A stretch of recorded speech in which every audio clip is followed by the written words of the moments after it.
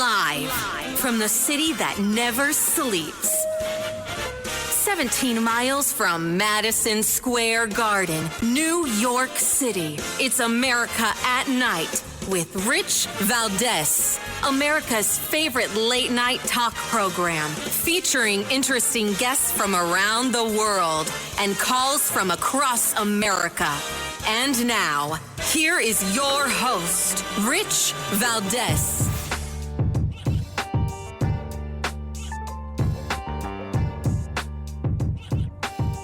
Hi there, good evening, and what's up, America? I am Rich Valdez, Valdez with an S, at Rich Valdez on all of the social media. Your liberty-loving Latino amigo, happy to be with you this Monday night. Our phone number, if you want to join us on our late-night national town hall conversation, it's 833-482-5337, 833-4-VALDEZ.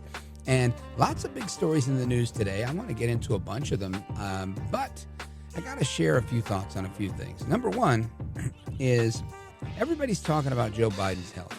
And I do feel badly when anybody's ill, in particular prostate cancer. My dad had prostate cancer, and he also had a brain injury. And so, you know, I see things in Joe Biden that I saw in my dad through his various health challenges. And I totally did not intend to talk about Joe Biden's health because I felt that's not the biggest story of the day. But because I see so many of my friends and colleagues and others in conservative media making this the biggest issue, I want to address the fact that they're addressing it as the biggest issue when we have so many other things to talk about, like President Trump brokering a peace deal for a ceasefire.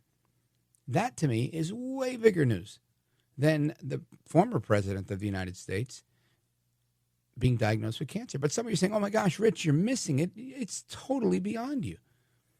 It's not that he has cancer. It's that it was covered up. Okay, now what?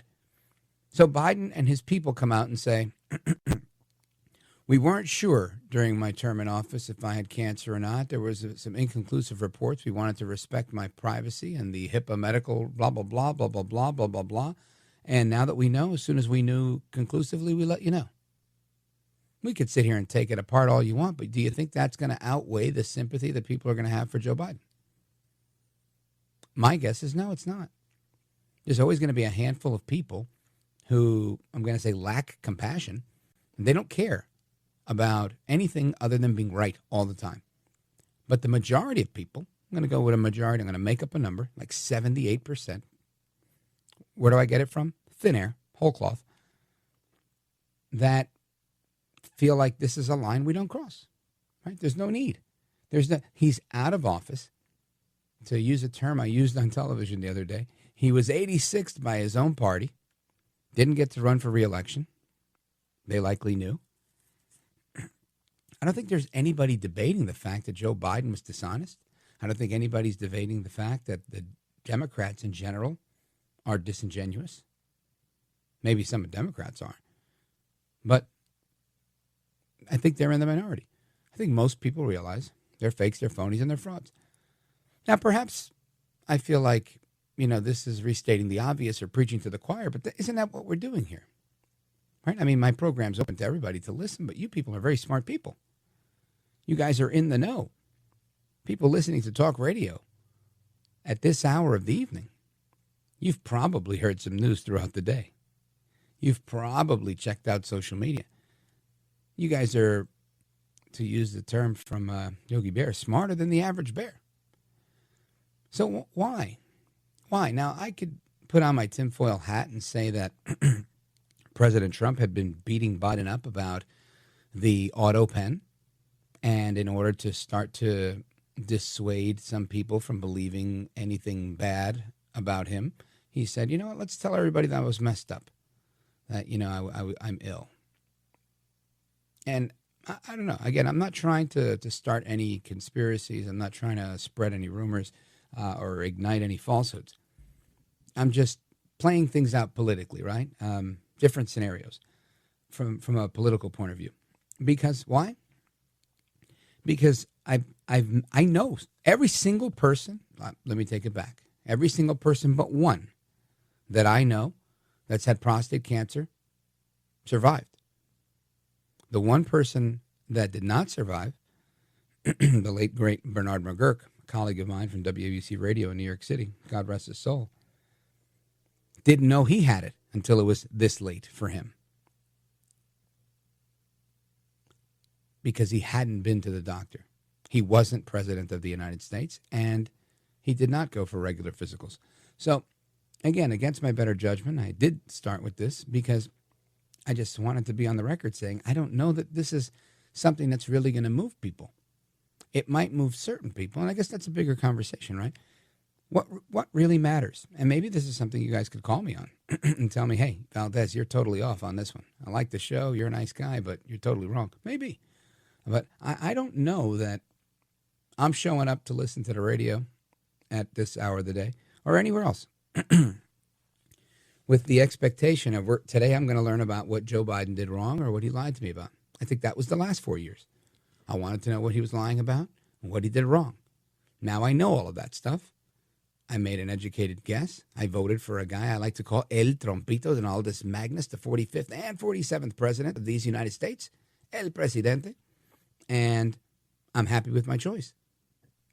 I see Donald Trump making moves, embracing the peace through strength mantra, brokering a peace deal with Zelensky and Putin on the phone today, getting them on the phone. Right? These, I think, are monumental moves, things that not only didn't happen in the previous administration, but also are the result of the inaction of the previous administration. No doubt in my mind. I know there are critics of President Trump's right now that are saying, oh, you know what, Rich, too little, too late. He said he would have this thing ended in 24 hours. All right, look, I think that's a ridiculous thing to say. Ridiculous. Right? Absolutely ridiculous for people to sit here and say, oh, well, you know, Trump said he was going to end it in 24 hours. Well, yeah, he did say that. Okay. It's been 5 months. A war he didn't start. Matter of fact, he said that himself. He himself said, this is not my war. So what is the purpose of beating up Trump about this 24 hours thing? To say, oh, he's a liar? To say he's ineffective? Can you really say he's ineffective? Trillions of dollars in investment in America. If you take a step back, open your eyes for just a second, and think about the previous 4 years, how money flew out of our country through USAID, through other government programs, through the printing of money, what they call quantitative easing. Money flying out of our country. Inflation through the roof, highest in 43 years. Trump comes in, inflation is on the downswing, at least the last 2 months in a row, maybe 3. We have money coming into the country. You've got GM thanking him for tariffs. You've got India today signing on saying we have agreed to zero tariffs. I like this. You're going to tell me that this is not an effective administration? You're going to tell me that the border's not closed? Trump ran on 2 things. He was going to fix the economy that Biden broke, and he was going to close the border. Well, golly, that border's been closed for a hot minute, and he continues to make headway there. Right? More and more things are happening. Things that people may not like, but they're happening. Today, big victory. Right? There's been victory after victory. Today's victory was the Supreme Court, I think, siding with the administration, saying that Venezuelans that are being protected under TPS, temporary protected status, that many are arguing, including Tom Homan and the Borders are, that they were inaccurately, or I'm even going to dare I say unlawfully given the designation for TPS. Well, they say that can be revoked. So now they can be deported. Now, I'm not a cheerleader to deport anyone that's coming from Venezuela. I know some good Venezuelan people. I think they're probably all here legally. But my point is, this isn't about them being from Venezuela specifically. This is about them having TPS specifically and having TPS erroneously. That is the major issue. Giving them this temporary protected status. I think Haitians and Cubans also get this same TPS. And I don't know the particulars. I wish I could get one of our pros on immigration to explain to me why this one group, not the others, and maybe the others are. I don't know. I haven't read through the whole Supreme Court decision. I read a couple articles on it. And from what I can see, this is all a good thing, right? This is all a good thing because the Supreme Court isn't siding with Trump because they like him, because they like his tan, because they like his hairstyle. They're siding with Trump because he's operating within the confines of the Constitution of the United States. It's that simple. And I don't want to be misquoted or, although I regularly am, but I think fairness is an important thing, right? We need to be fair, right? The other day I was saying that, and it might have been me misspeaking, saying that illegal immigrants that are being deported under the Alien Enemies Act of 1798 don't get due process. They're getting due process. It's just not the same due process they would get if they were citizens. And I should have clarified that, right? They don't get the same due process. And so if I did misspeak, forgive me. Because the key distinction there is if I turn that around and I say Joe Biden is prosecuting moms that are attending school board meetings, complaining about curriculum that they claim is pornographic, and he's labeling them domestic terrorists. And now they don't get due process because they've been labeled domestic terrorists. I don't want to champion that cause. The same way I don't want to champion a cause where Trump eliminates someone's due process, right? Because this isn't about either president eliminating due process. This is about doing what's right under the law, staying within the confines of the Constitution. Trump didn't make the Alien and Enemies Act of 1798. He's using what's available to him. He was challenged on it, and he won. He's going after temporary protected status, TPS, for the Venezuelan migrants. He was challenged on it, and he won. Last week, a federal judge said that he is able to use this for deportation as long as he gives 21 days notice, not 1 or 2 days, as the administration had been doing. That is the due process that the court now imposed. And that's going to make its way back and forth again. The Supreme Court saying, look, we're not weighing in on the merit of that. We're just going to say that we reserve the right to look at this again later. So what's going to happen? They're going to look at it again later. And my prediction, and I don't have a crystal ball, and I don't have any inside track, they're going to say he's able to do it. Why? Because they just had this case today, and they're not going to say that he could, that he's able to do the job of president if he's not able to do the job of president. He is the executive branch. He is the chief executive. It's that simple. So anyway, I want to get into the news of the day with a little insight and nuance from someone a lot smarter than me. And we're going to do that in a little bit. Don't go anywhere. This is America at Night with Rich Valdez.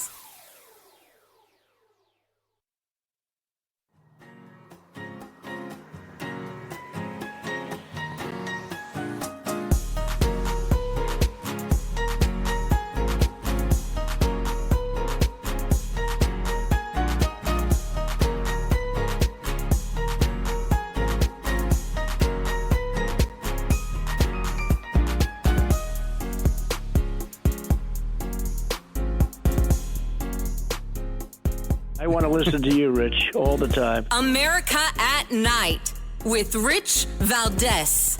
This afternoon in the Rose Garden, President Trump, alongside First Lady Melania Trump, will sign the Take It Down Act into law. First Lady Melania Trump was instrumental in getting this important legislation passed. The Take It Down Act will protect victims of digital exploitation, hold internet platforms accountable by requiring them to remove such imagery from their platforms, and provide justice for victims by allowing prosecutors to go after those who publish non-consensual explicit images online. That's Caroline Leavitt, the White House press secretary, talking about the Take It Down Act. And this was something championed by First Lady Melania Trump and, again, signed into office today in the Rose Garden by President Trump. And there was a lot of people there. And I wanted to get in touch with somebody who's always at the White House, Chief White House correspondent for Newsmax. James Rosen, welcome back, sir.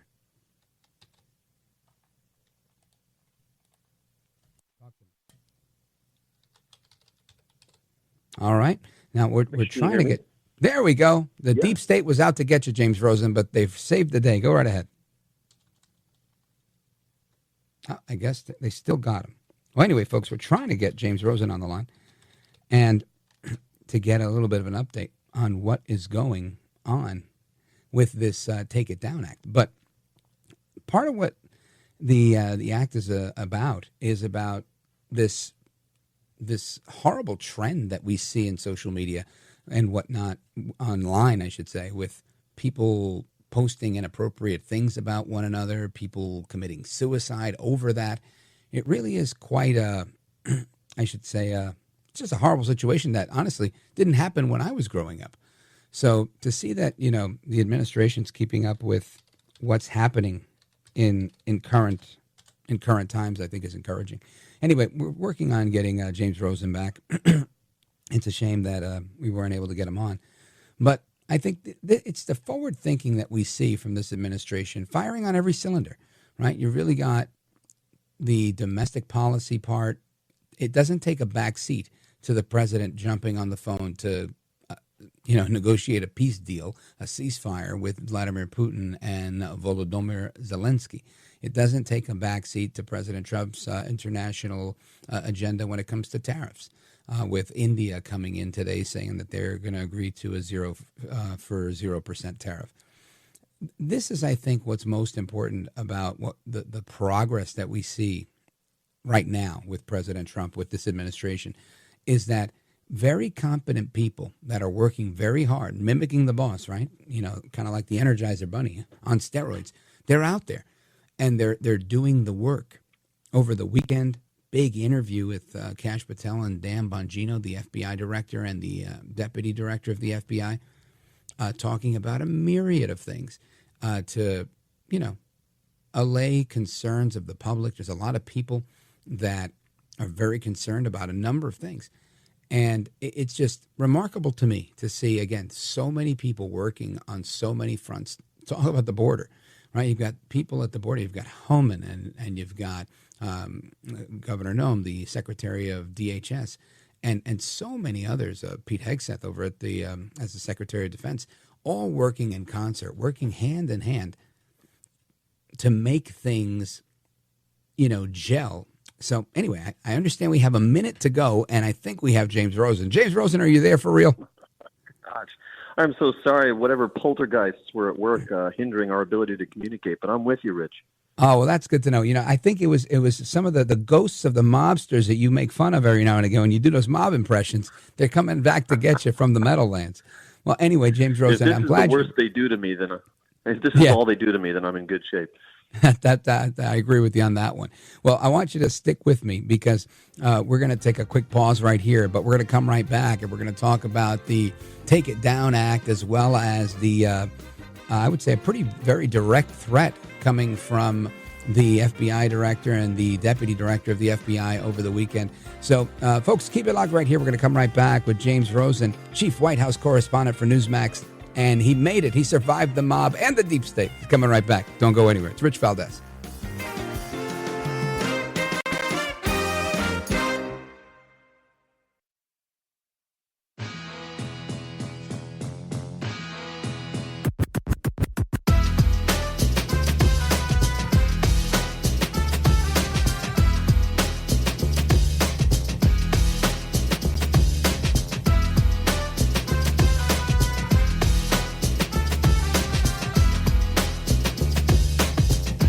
Thank you, Rich, and thank you for everything. I know you very well, and I listen, but I have a lot of people that listen, and they love your show, and I appreciate it very much. America at Night with Rich Valdez.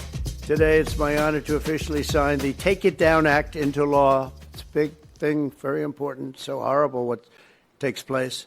This will be the first ever federal law to combat the distribution of explicit, imaginary, posted without subjects' consent, take horrible pictures, and I guess sometimes even make up the pictures, and they post it without consent or anything else, and Very importantly, this includes for forgeries generated by artificial intelligence known as deepfakes. We've all heard about deepfakes. I have them all the time, but nobody does anything. I asked Pam, can you help me, Pam? She says, no, I'm too busy doing other things. Don't worry, you'll survive. But a lot of people don't survive. That's true and so horrible. With the rise of AI image generation, countless women have been harassed with deepfakes and other explicit images distributed against their will. This is the wrong, and it's just so horribly wrong. And it's a very abusive situation, like in some cases people have never seen before. And today we're making it totally illegal. Totally illegal is what El Trompito had to say about that. I want to get the scoop on what's going on at the White House from somebody who knows it all too well, Chief White House Correspondent for Newsmax TV, James Rosen. Welcome back.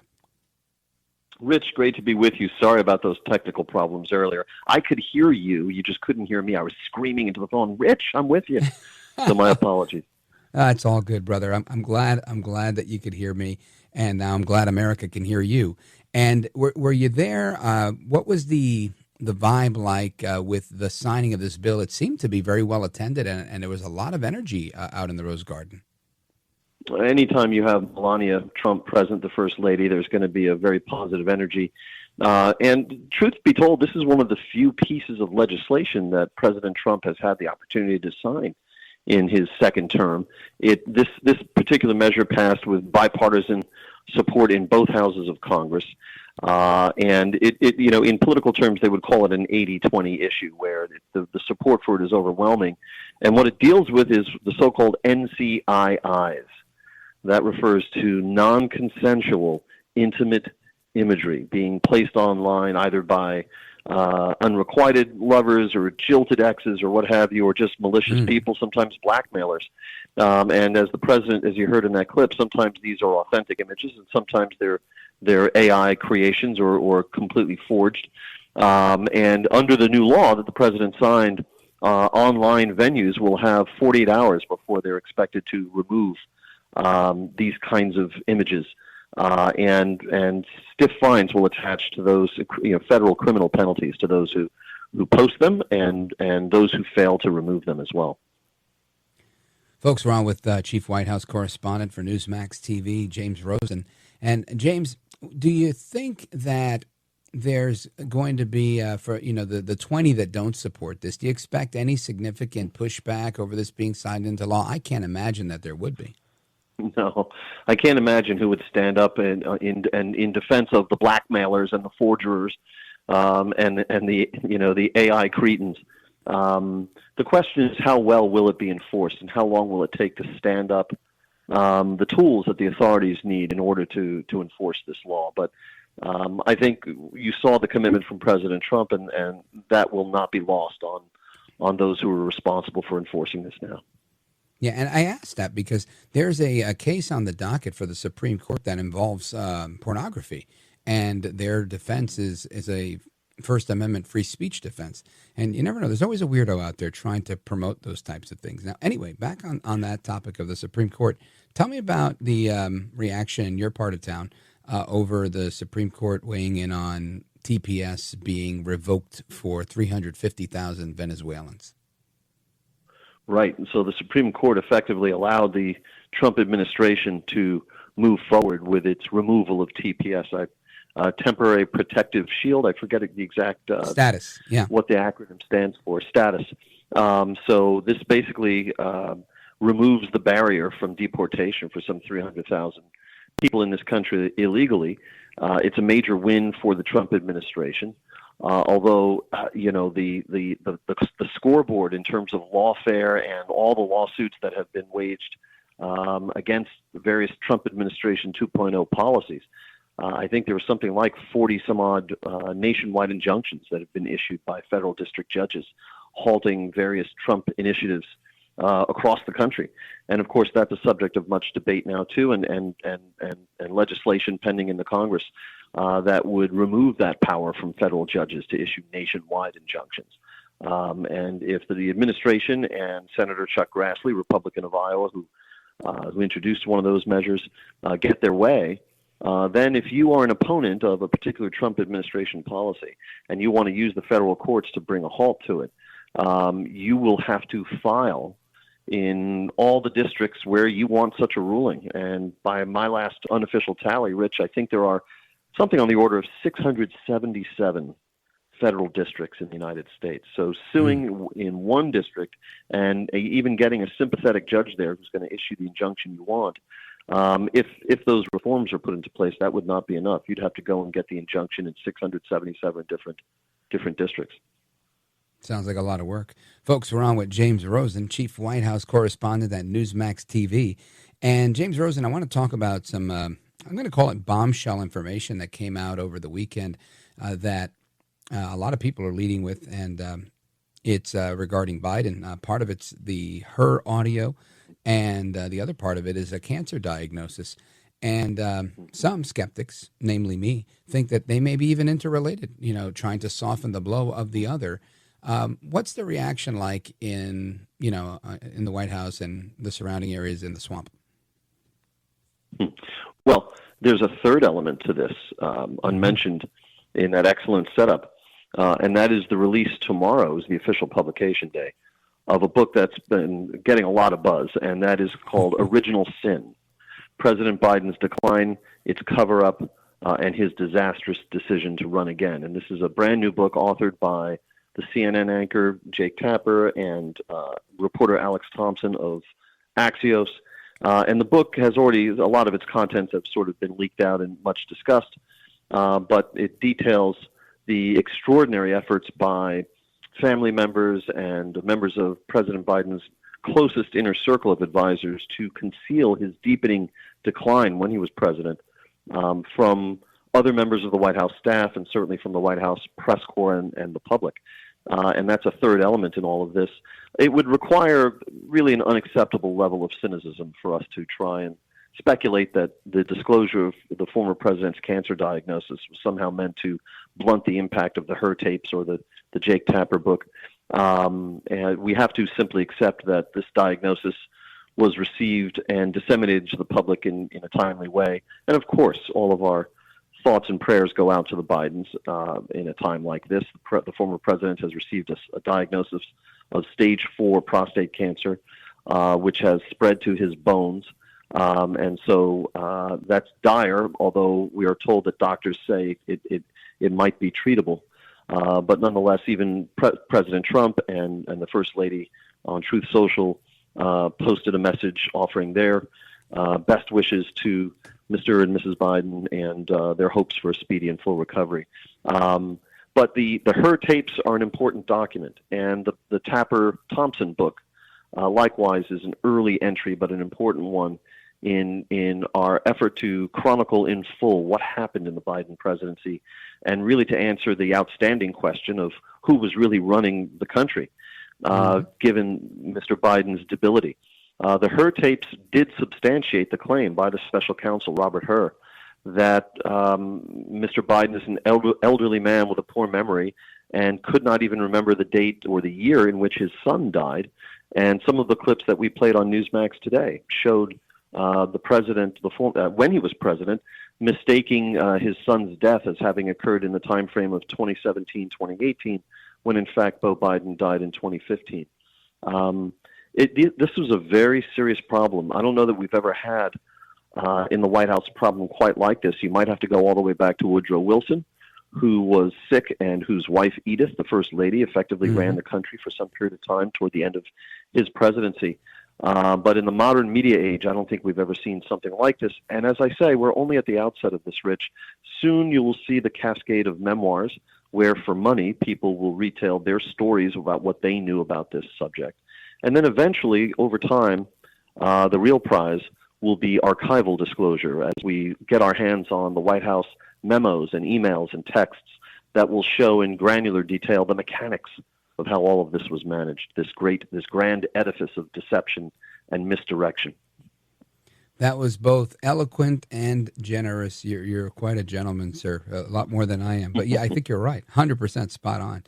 And you're right. I think we're at the precipice of something very large. My concern is to not turn this into a Benghazi-like fiasco that overshadows so many of the monumental milestones that I think are coming out of the work being put out by this administration. You know, today, I would think the biggest story of the day today was President Trump brokered a peace deal for the Russia and Ukraine war, and yet all we can do is talk about Biden and how he was sick, and they lied to us. And I feel like I don't know that I would. It's a disservice. I don't know that I would say that the president succeeded in brokering a peace deal.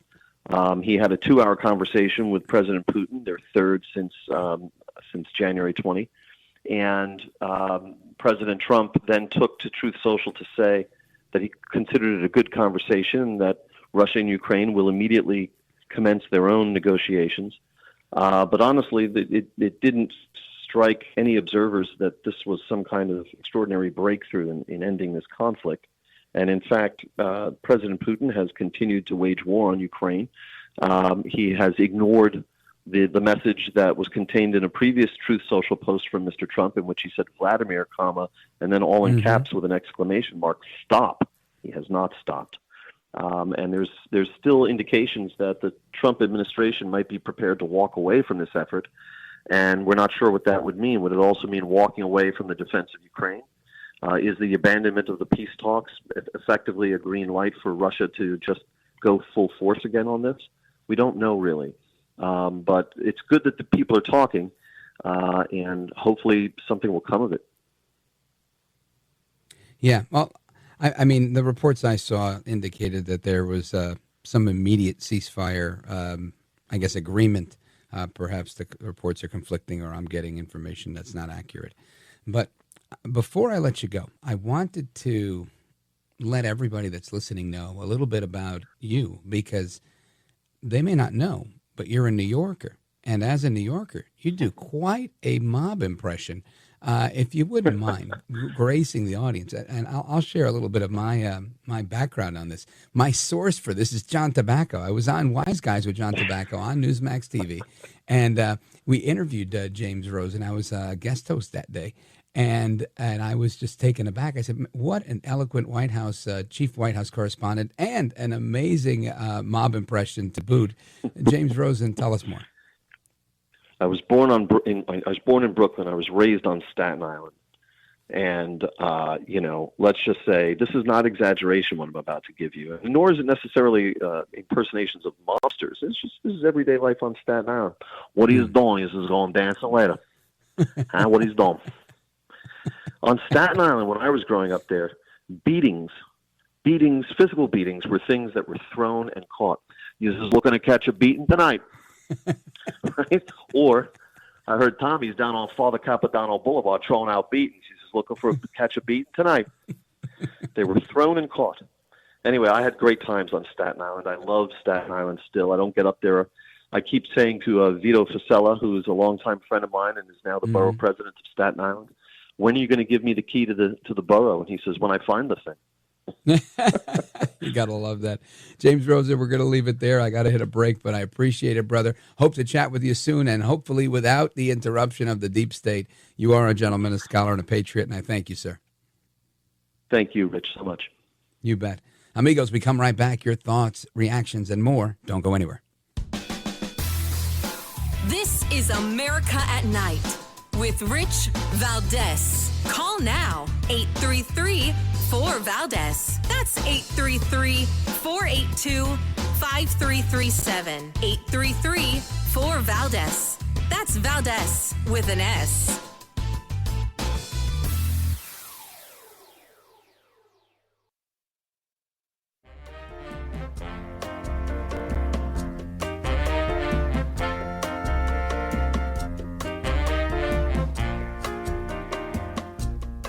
Now, 833-4-VALDEZ. That's 833-482-5337. 833-4-VALDEZ. That's Valdez with an S.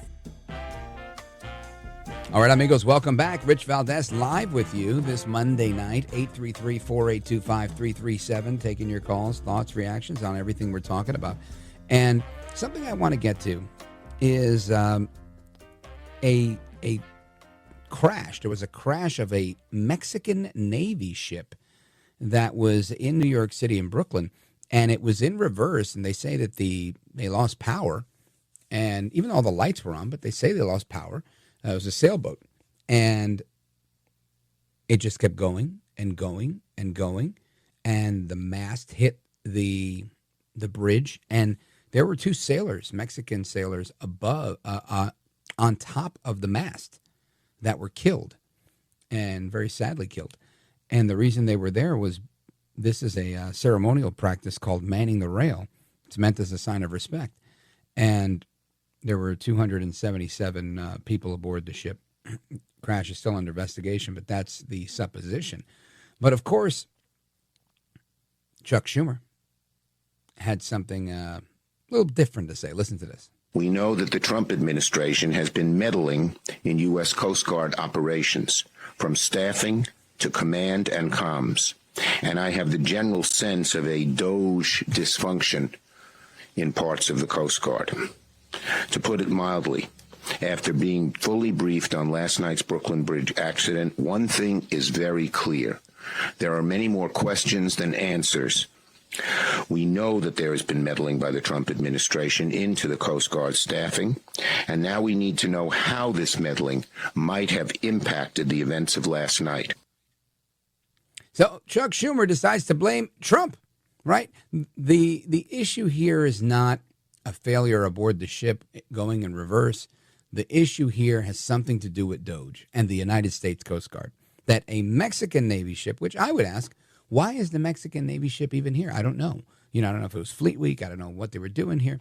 I speculated somewhere, being a skeptic, that maybe they were here doing the cartel's work, being that the Sinaloa cartel have all turned themselves in. Maybe you've got the Mexican Navy now. Now, I should not be maligning the Mexican Navy. I was trying to be funny, but this isn't funny, right? This is 2 sailors that were killed aboard the mast, again, all the way up, as a sign of respect to being in New York Harbor. And I'm really, I'm really disappointed, honestly, at Chuck Schumer taking, I guess I shouldn't be, right? It shows my naivete. But I can't believe Chuck Schumer really took this as an opportunity to blame Trump. I should have known better, but I honestly didn't see that one coming. Anyway, we're going to get to your thoughts, calls, and reactions on everything we're talking about. Plus, there's plenty more to discuss throughout this evening. So keep it locked right here, 833-482-5337, 833-4-Valdez. This is America at Night with Rich Valdez.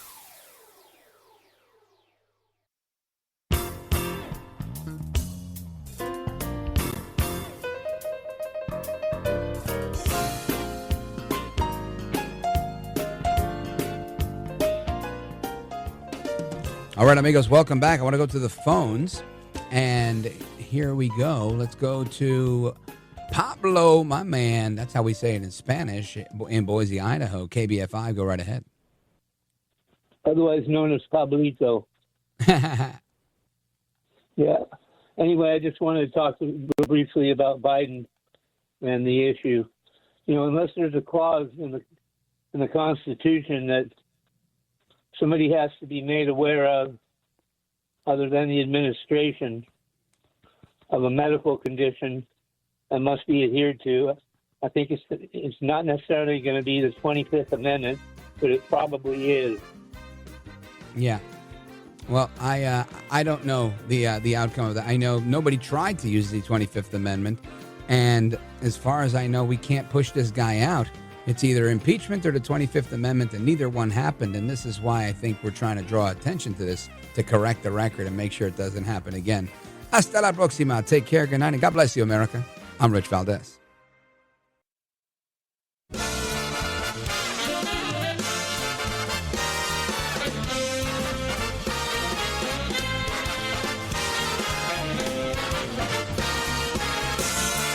Live from the city that never sleeps.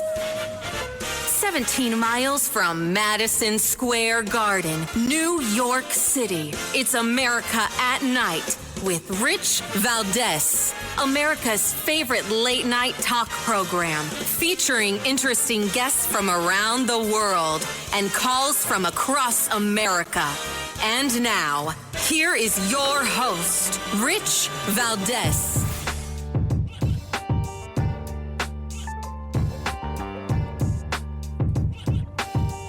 Hi there, good evening, and what's up, America? I am Rich Valdez, Valdez with an S, at Rich Valdez on all of the social media.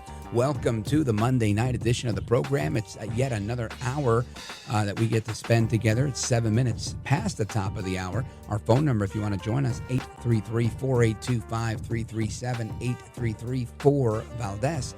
And Trump spent a good solid couple hours on the phone with Vladimir Putin, saying that they are going to begin ceasefire negotiations immediately. Some media outlets are reporting that that's not going to be the case. We're going to get to the bottom of it with the former deputy representative to NATO from the United States. General Blaine Holt is scheduled to join us in a little bit to give us the scoop. But in addition to that, there's a bunch of things that are going down, lots of things that went down over the weekend. And I'm going to try and get to as many of them as I can. Because, man, sometimes it's like, it's like a whirlwind, right? I was doing some TV over the weekend with our good friends at Newsmax, and there was so many things that were happening. I mean, you had the breaking news of this phone call between Trump and Putin coming out. You had the her tape, right? The her tape was very, very interesting, right? It was the audio of that we've been asking for, right? I think the American public, the Trump administration, a lot of people have been asking to hear. We had the transcript, we could see the transcript, but yet Democrats were fighting tooth and nail to make sure that the actual audio of that interview did not get released. And that would be like me saying, listen, you can get a transcript of my show, but you can't hear me saying it. Come on. That's insanity. You want to hear the context and the flow and the cadence of what people are doing and saying and get the understanding of it. What if I'm making a joke and I say something? If you read that, you might say, oh, that's odd. Why would he say that? For example, over the weekend, I said, if AOC runs for president, I'm going to be the first person to write her a check. AOC for president, 2028. Now, some people, if you read that, you might think, oh, my gosh, Valdez turned states on us. He's flipped his lid. He's now supporting the biggest socialist in Congress. And I would say, no, this is Kamala Harris 2.0. I'm trying to get us the most beatable Democrat I could find, and she's it, right? I mean, think of what type of caricature we could make out of that. So that's my point about context. And we have a clip of her audio. It's a little bit tough to hear, but you hear Biden kind of go on a tangent. And listen to this. In the course of explaining that memo about Afghanistan, you said to Mark, I just found all the classified stuff downstairs. And so you can imagine, we are curious what you meant when you said, I just found all the classified stuff downstairs. I don't remember. I'm not supposed to speculate, right? So, correct. Okay, well, I don't remember. And it may have been, I just don't remember. Okay. Do you remember telling Mark about the handwritten memo that you had written to President Obama? I probably did. I don't remember specifically, but my guess is I may have done that. Okay. Do you remember telling him, I just found all the marked classified stuff downstairs? Mark? Telling Mark. Do you remember saying that to him? No. Okay. Do you remember actually finding any classified stuff downstairs? No. The only thing I can remember is I wanted to be clear to him that I didn't want what he just heard me say about the memo to Barack, even though it wasn't a top secret thing of theirs. I didn't want any of that mentioned. It was confidential. Not confidential in the classification sense, but... Now, I don't want to let this play out too long. And we could revisit that later. But the point that I'm trying to glean from this is that the interviewer, which is the special counsel Robert Hur, his conclusion that Biden was an elderly old man with poor memory recall ability or something to that effect, and the audio suggests it. And that was basically it. It was, some parts were more embarrassing than others. There were other instances where he was asked about his son, Beau, and didn't know what year he died.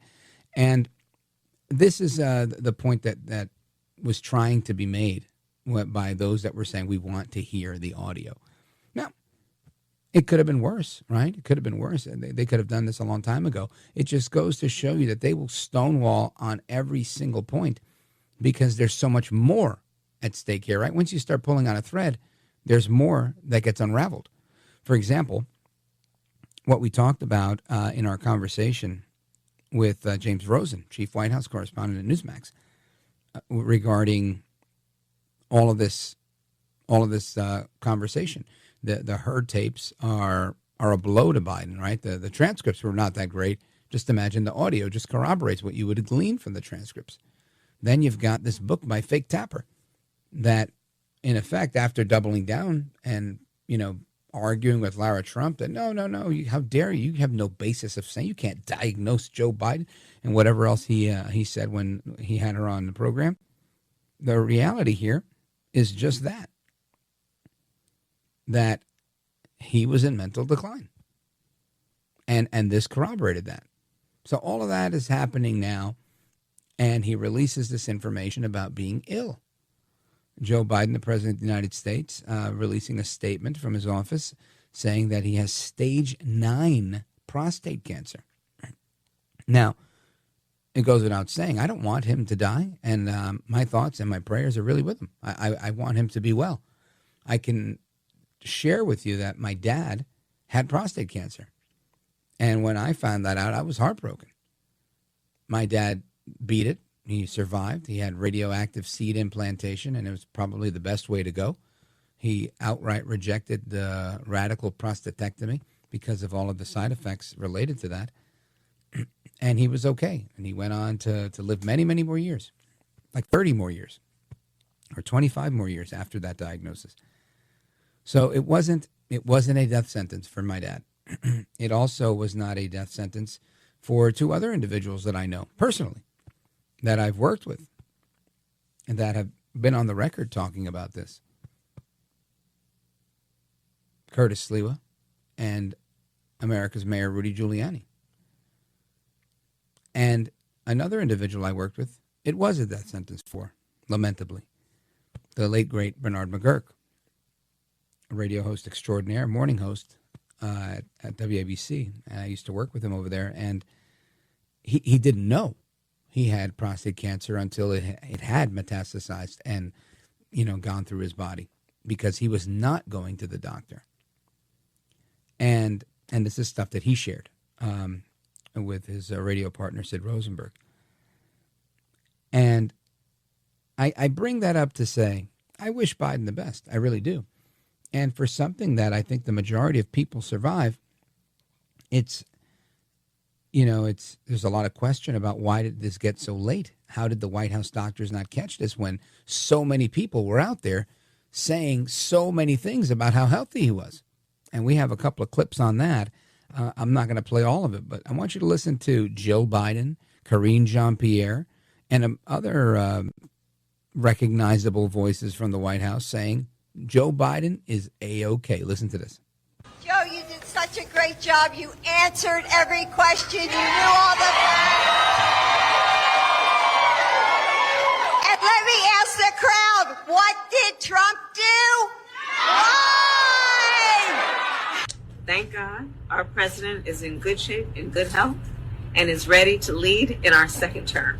The president is in good health. He's very active. You see it for yourself with your own eyes.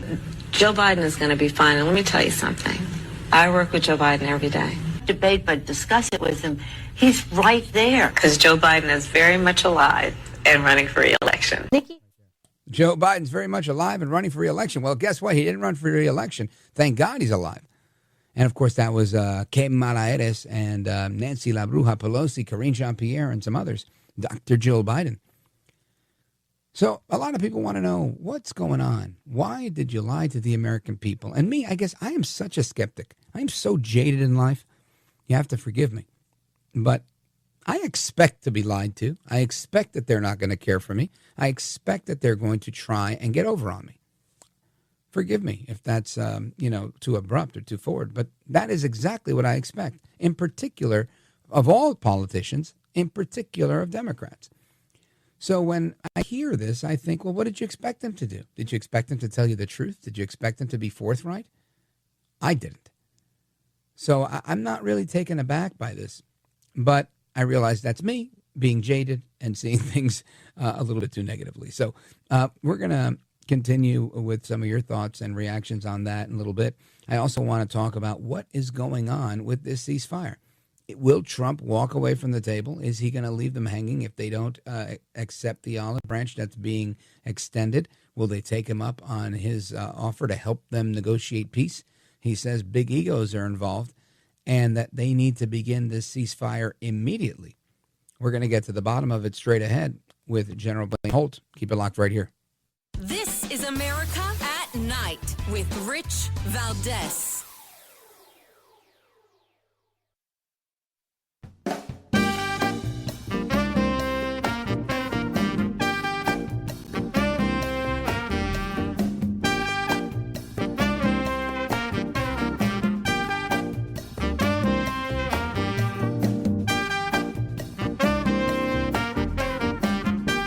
Look at Rich Valdez. He's now a radio host, and he's a great radio host. America at Night with Rich Valdez.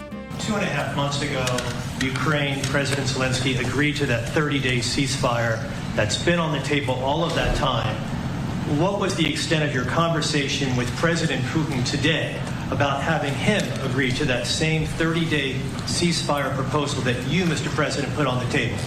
Well, what we've done, and very strongly, is we said, let's get this thing going. I had many of the leaders of European nations on the line with me right after the call, and we have to get that thing solved. 5,000 young people every single week on average. And I've seen satellite pictures. You don't want to see these pictures. We'll have to see what happens.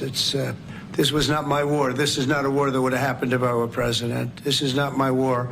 I'm just here to try and help. This is not my war. I'm just here to try and help President Trump, working diligently to make peace in Ukraine and Russia, to make peace in the Middle East, to make peace everywhere he can make it. He should be known as the peacemaker in chief, in my opinion.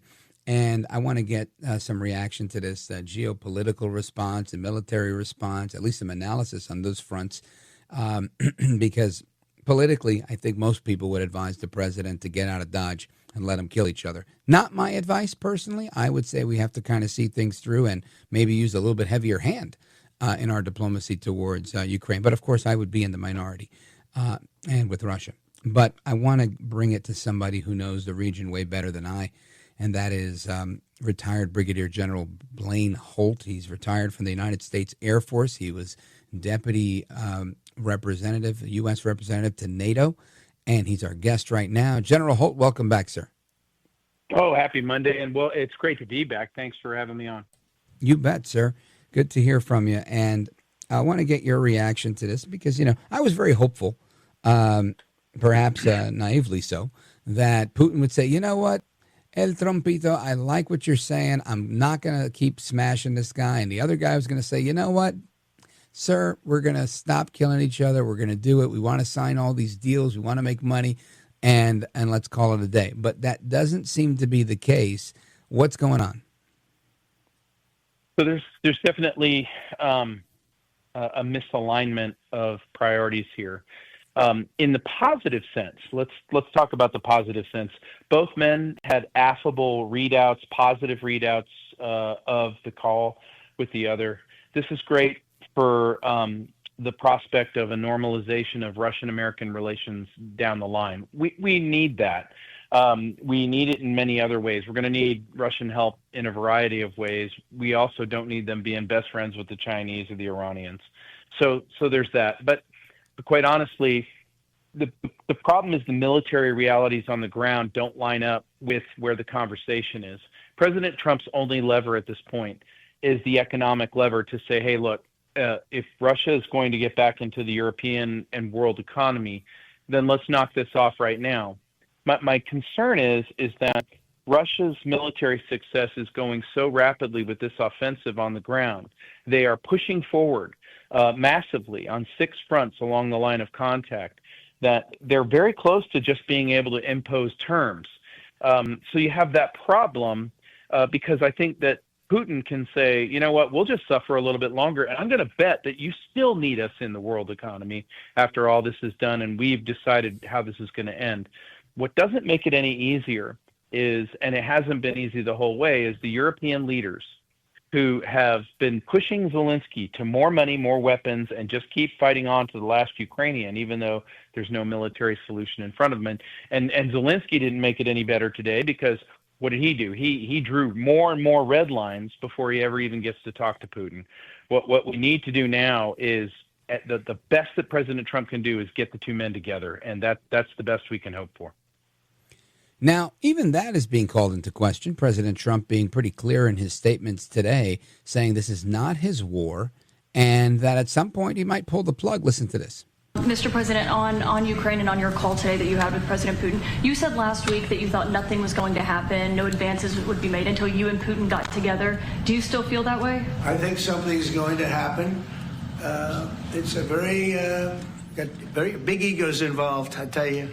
Big egos involved, but I think something's going to happen. And if it doesn't, I'd just back away and they're going to have to keep going. Keep going. General Holt, what do you think of that? So look, there's 2 events that I want to add to the mix here of this cocktail, and it's not a good one. One is the Trump social media response that he had enlisted or told all these world leaders, including Zelensky, about this. Guess what? From France, Germany, Finland, Italy, but he did not put the UK's Keir Starmer on that line. He was omitted from that call. That's one. Why? Because Boris Johnson of the UK upended the peace talks back when the war first started. That's one problem. And the two men, Keir Starmer just wants to keep doubling down. So that's a problem.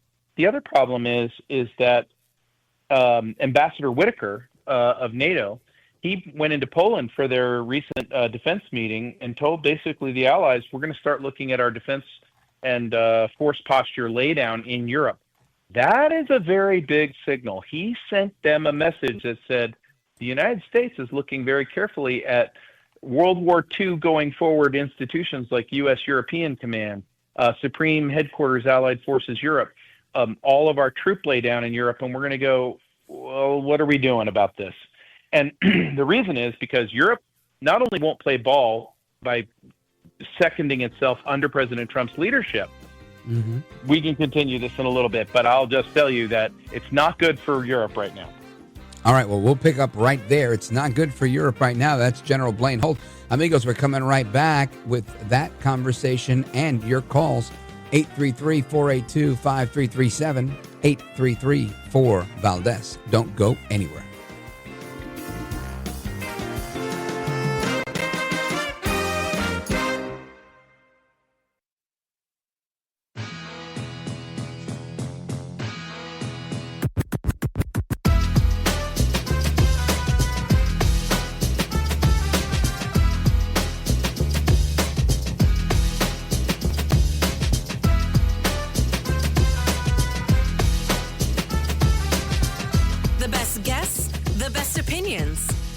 America at Night with Rich Valdez.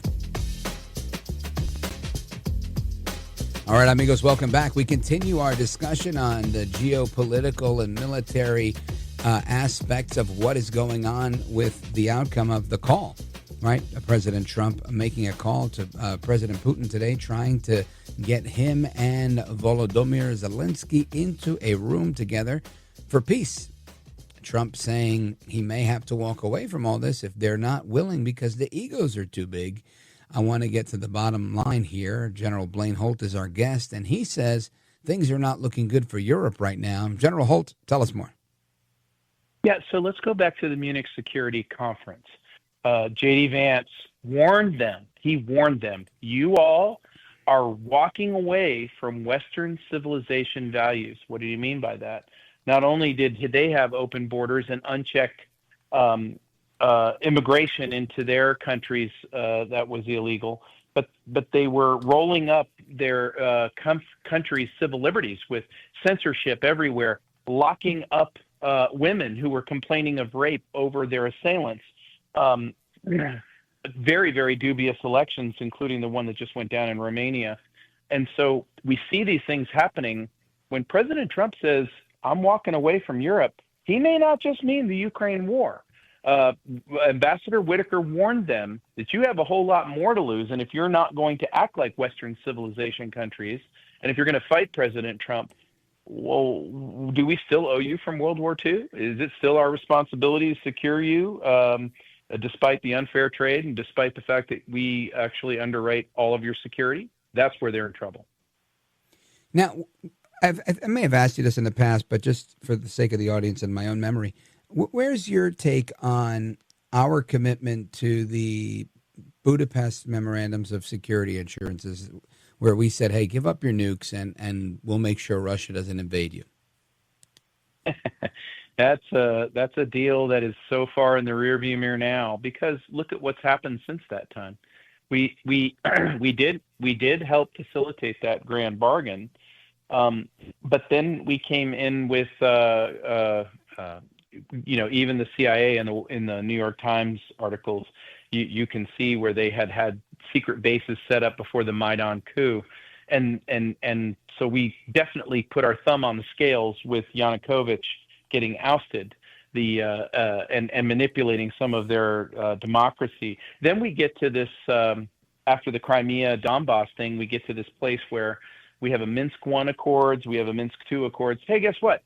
There was violations on both sides, and OSCE looked the other way. And even after this war began, Hollande and Merkel, the former leaders of France and Germany, they admitted that those Minsk Accords were just a ruse.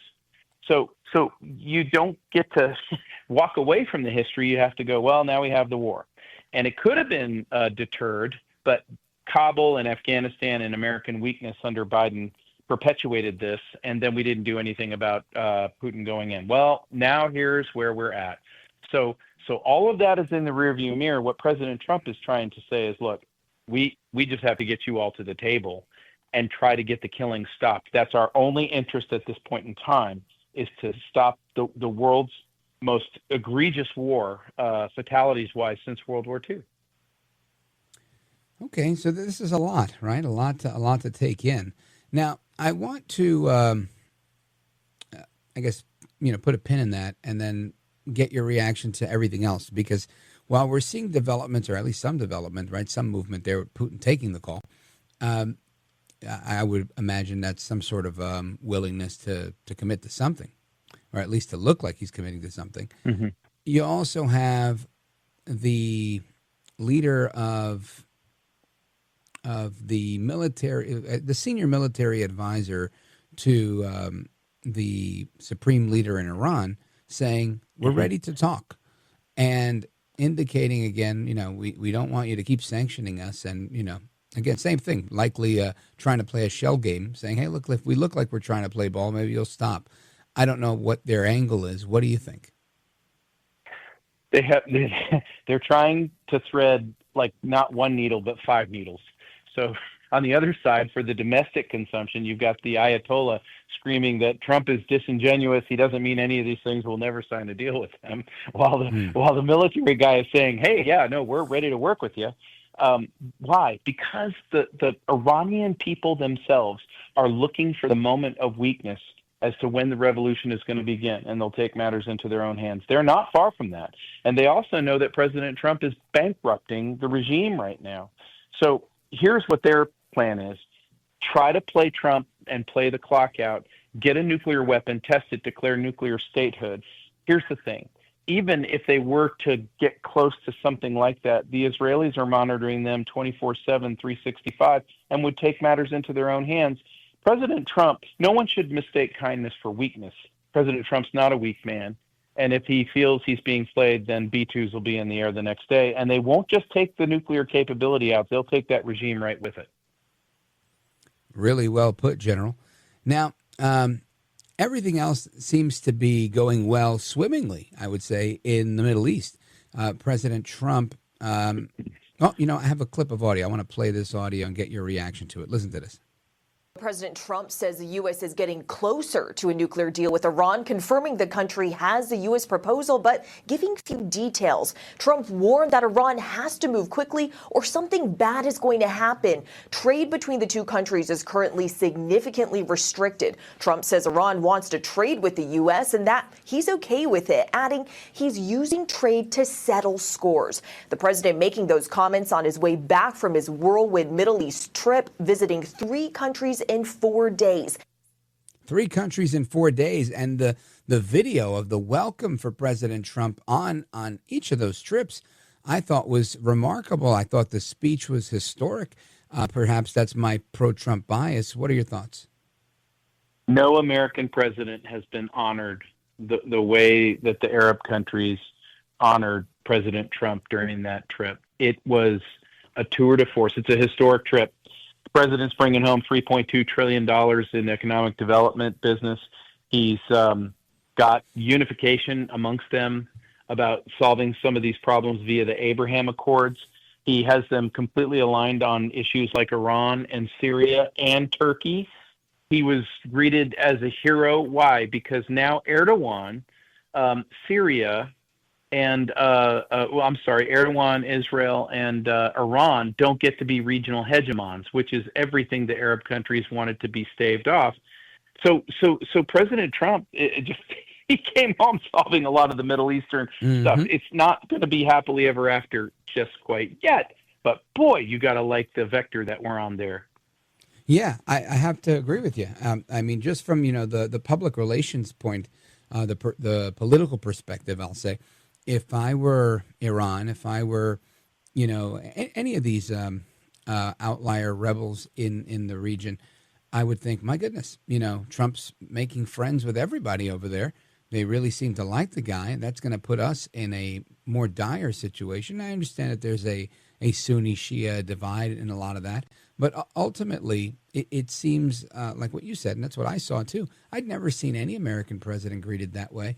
I thought it was amazing that foreigners appreciated President Trump to that degree. I mean, it looked like people in America. Meanwhile, they can't vote for this guy. It was really, for me, it was very remarkable to see. And even President Trump looked rather, taken aback and humbled by it. And to me, it shows whatever lies the media tries to tell you in the United States that Trump isn't doing anything. It's clear as day that across the globe, they see it. So if they can see it, clearly it's happening. He's rewriting the world order. And, the globalists, the media, the lobbyists, they don't like it. Let me tell you who doesn't like it the most. That would be China. China has invested billions and billions into the Belt and Road Initiative and the New Silk Road, which cuts right through the Arab states. Just this time last year, they were touting, or 2 years ago, they were touting the rapprochement between Iran and Saudi was cutting out Biden and all of this. Well, that's all changed. And now Chinese access through those lines is rivaled. And at a time when China is in the can, they're in deep trouble. We'll be wondering if there is even going to be a Chinese Communist Party this time next year. And it's because of these tremendously strategic moves that President Trump is making on the board right now. And you're right, the media won't report it, but that's exactly what's happening.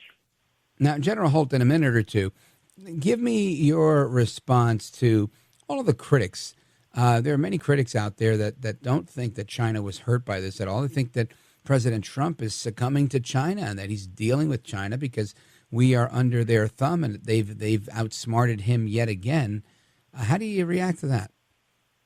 Well, I would say do your research. There's plenty enough online that's getting out of the Great Firewall to indicate that The major Chinese cities, Shanghai, Beijing, Guangzhou, Shenzhen, they're all ghost towns now. The unemployment rate is skyrocketing. You're looking at a population that does not want to do the Cultural Revolution 2.0. They don't want the deaths. And you've got the People's Liberation Army and Xi Jinping's regime literally at each other's throats inside Zhongnanhai, their palace. And so I would just encourage your listeners to go, if you think things are rosy in Beijing, you may want to look under the substrate, because they're broke, they can't feed themselves, and we're looking at the end of the dynasty for Mao, and their pride and their ego and their arrogance is what's going to keep them on this track. Outstanding analysis, as always, General. Let everybody know how they can keep up to speed with you and all the great work you're putting out. If you're interested in some China stuff, you could come see me at Newsmax on the Insiders page for the Irascible Disruptor, and I just written a piece about such. And I'm on Twitter, X, at @the_Irascible. And I welcome everybody and thoughtful debate. Outstanding. General Blaine Holt, retired from the United States Air Force, former deputy representative to NATO for the United States. I thank you for being here. You're a gentleman, a scholar, and a patriot, sir. Always my pleasure, brother. Likewise. God bless.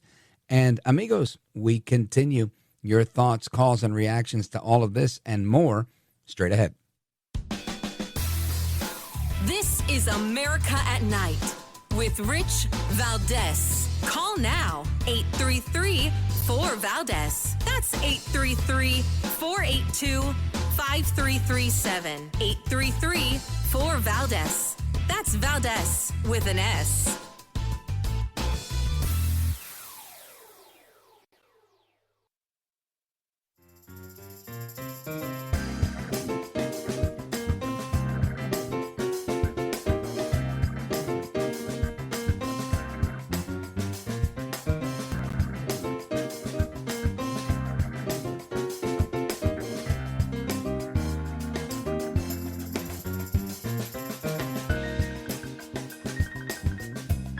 After the guest leaves every night and we're doing open phones, kind of at the heartbeat of America, and you sit there in this radio studio and suddenly you hear voices. Mobile, Dallas, New York, Miami. And there's kind of a conglomeration of America all in one room. Call now, 833-4-VALDEZ. That's 833-482-5337. 833-4-VALDEZ. That's Valdez with an S. All right, amigos, welcome back. Rich Valdez with an S over here. Our phone number is 833-482-5337, 833-4-VALDEZ. And huge win, winning bigly for the Trump administration today. The Supreme Court says they will allow the Trump administration to end the TPS program for Venezuelan migrants that are here illegally, or they'll be here illegally once this happens. And just to give you a little bit of an update on this, let me see if I can give you a quick top line here. Supreme Court giving the Trump administration the green light Monday to revoke special legal protections for thousands of Venezuelan immigrants, which could pave the way for some of them to be deported. The High Court granted an emergency application filed by the administration, meaning officials can move forward with reversing a decision made at the tail end of the Biden administration to extend protections for almost 350,000 Venezuelans under the federal temporary protected status program known as TPS.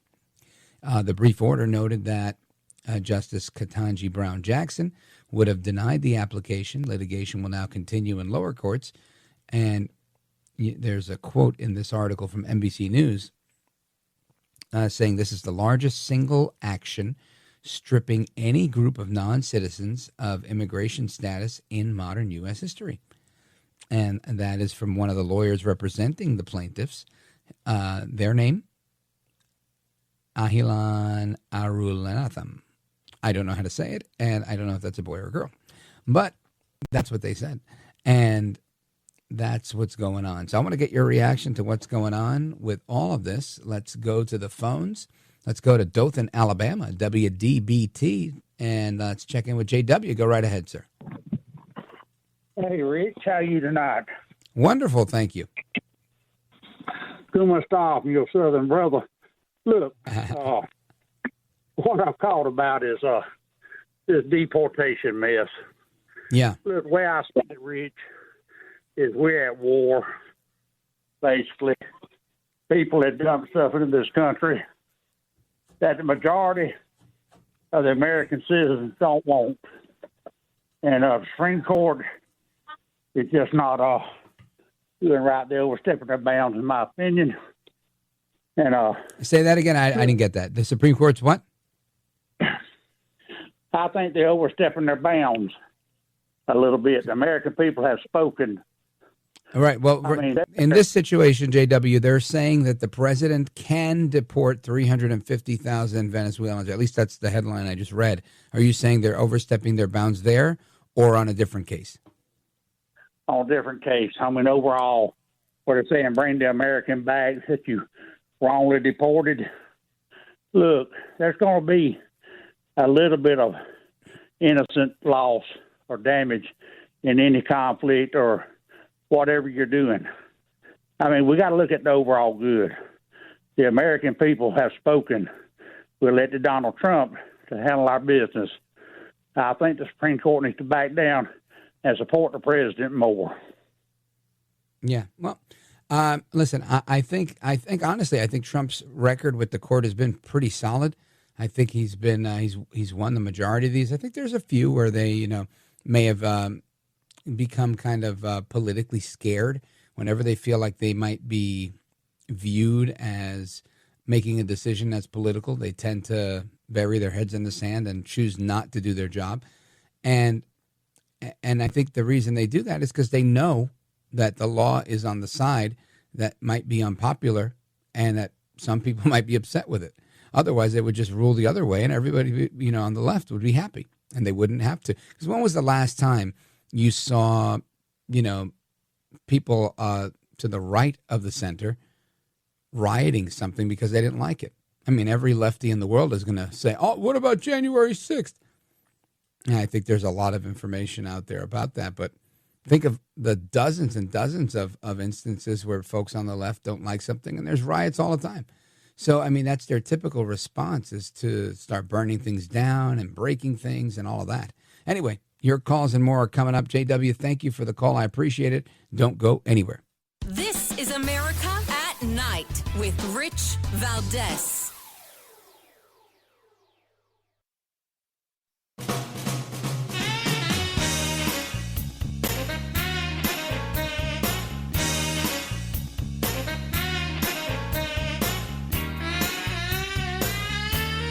All right, amigos, to the phones we go. Let's go to George calling us from Chicago, Illinois, WLS. George, go right ahead quickly. Hey, Rich. I'm just curious on why people tend to, especially the right-wing media, tends to over-exaggerate on what happened with Biden or what apparently they're talking about is cognitive, disability. I think this is just typical right-wing media hyperbole. Nothing major happening or catastrophic happened. It's one term. I mean, if you think the highest inflation in 43 years was not major or catastrophic, if you think the withdrawal of Afghanistan and the leaving behind of, several $100 billion worth of weapons wasn't major or catastrophic, if you think allowing Putin to go ahead and do whatever the heck he wants to do and not protecting Ukraine or preventing that war from happening, not major or catastrophic, then, hey, keep smoking what you're smoking, George. But I would say the amount of fallout and the negativity that came out of the Biden administration and that Trump is having to clean up is, it's massive. Anyway, thanks for the call, brother. I appreciate it. Amigos, we get to the rest of your calls from Florida and Idaho and everywhere else. Don't go anywhere. I'm Rich Valdez.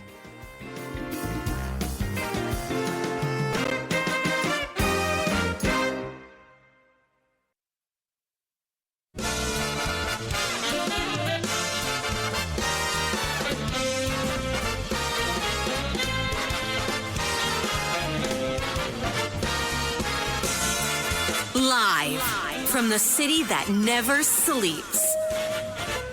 17 miles from Madison Square Garden, New York City. It's America at Night with Rich Valdez, America's favorite late-night talk program, featuring interesting guests from around the world and calls from across America. And now, here is your host, Rich Valdez.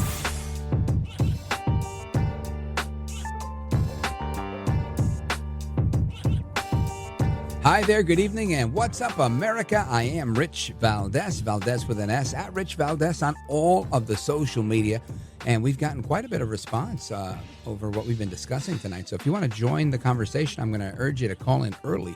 The phone number is 833-482-5337, 833-4-VALDEZ. Phone lines are open now. If you want to call us on Open Phones America, you can. And we've been talking about a number of things, not the least of which is what's going to happen with Russia and Ukraine. Will they accept Trump's offer to negotiate peace? Will they reject it? Also, what's going on with the border? What is the outcome of the big interview that FBI Director Kash Patel and Deputy Director Dan Bongino did over the weekend with Fox Business's Maria Bartiromo? We've got some clips of that. I'm going to bring you that. We're also going to talk about the latest on immigration and the cover-up of Biden's health. I mean, there's so many things to talk about, and maybe we'll start with that.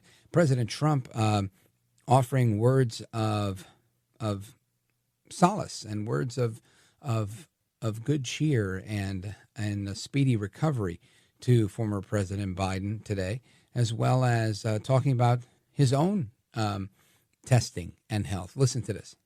Do you want to respond to President Biden being diagnosed with cancer? Are you going to call your predecessor? I think it's very sad, actually.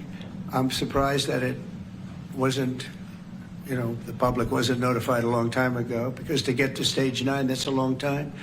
I just had my physical. You saw that. You saw the results of that particular test. I think that test is standard to pretty much anybody getting a physical, good physical.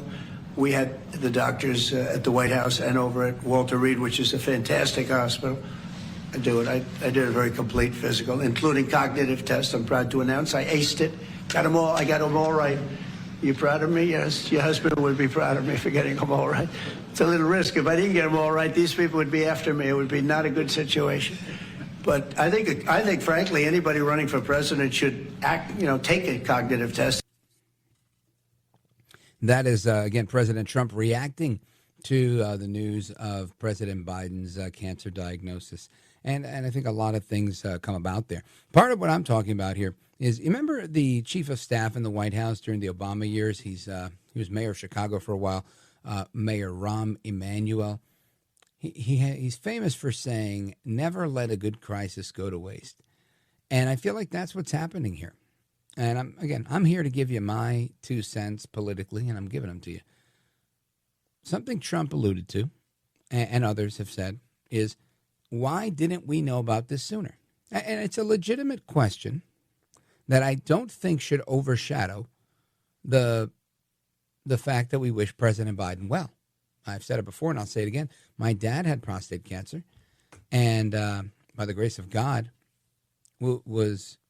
survived it with radioactive seed implantation. That was the therapy he opted for. And I do wish Biden the best. I hope that things go well for him. However, it doesn't change the other side of the coin, which is, why didn't the American people know? Now, you can say, look, if you and I or anybody else has a health issue and you don't want to share it with the world, you don't have to, right? We're not elected to be president of the United States where the taxpayers pay for us to take a test every year, a physical, to make sure we're okay. We've known about the cover-up of things from Woodrow Wilson to FDR to JFK wearing a back brace, yet the media portrayed him to be very healthy, spry, young, and virile, when that oftentimes wasn't the case from reports I've read because of this metal brace he had to wear under his suit. So the question is not why does the media do what they do? Forget that. I think the real question is, how much do we care? And I think some people are up in arms about this today. They're like, I can't believe we've been lied to. I'm sorry. I can believe it. And I might be part of the problem here, right? The fact that I'm used to my government lying to me. I'm used to my government telling me whatever they want me to know, not what I should know. These are all the problem. So good for you if you're outraged by things. Good for you if you want answers. Perhaps I've been inside the bubble too long that I'm just expecting to be lied to on something like this. But all that being said, and I mean, I think it was the same thing that we saw. Reagan eventually came clean. People do that. But he was out of office by then, right? So, and Biden's now out of office. But he wasn't out of office when this was going on, which is what most of the doctors weighing in on this are saying, hey, if that was the case, we should know what's going on, right? We should absolutely know what's going on. So I'm going to get your thoughts and calls and reactions to this, because ultimately I think that Biden should have been forthright. But at the same time, I think most people are going to give him a pass, especially if he's ill. So anyway, let's hit the phones real quick on this one. Lester is in Daytona Beach, Florida. WPSL has been holding on. Lester, what do you think about this Biden diagnosis? Your thoughts? I want to say something for poor Joe Biden. I think the federal government should pay to have Joe Biden's naked butt carved up on Mount Rushmore. And then 100 years from now, families could drive up to Mount Rushmore, and when the children say, oh, my God, there's a naked butt up amongst the faces of the president, Mom and Dad could tell the story of Joe Biden.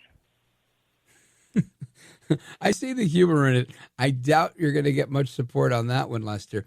But I get what you're saying. He was horses behind, and that he was. I have to say, I agree with you. I can't say, because of Joe Biden, America's a better place today because of nothing. I think Joe Biden made America a worse place in many, many ways. And I think most people that vote agreed with that. And that's why they didn't vote for him or the people that he endorsed. And they went with Trump. And I think more and more people are still going with Trump because they realize Trump's on track to make things better for the future of America. Our children, our children's children. He's talking about rare earth minerals. He's talking about making deals. He's talking about building hotels in Gaza. Now, you think, what does that have to do with my kids? Probably very little. But it goes to peace, right? Because you don't build a hotel in the middle of a war zone. And it's like the old saying, people can talk about the economy all they want, the fall of the dollar, this, that, and the other. The day that banks stop lending money is the day you should be worried. As long as banks are lending money, business will continue.